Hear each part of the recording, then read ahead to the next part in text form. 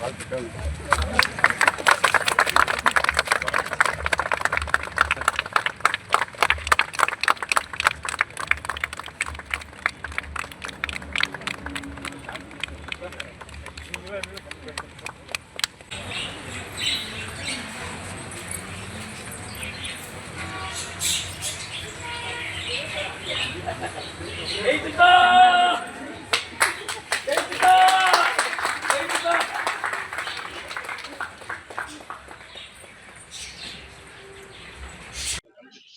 வணக்கம். என் பேர் வந்து ஓவியாஞ்சலி. நான் இங்கே பாரத் வித்யா பவன் ஸ்கூலில் படிக்கிறேன்.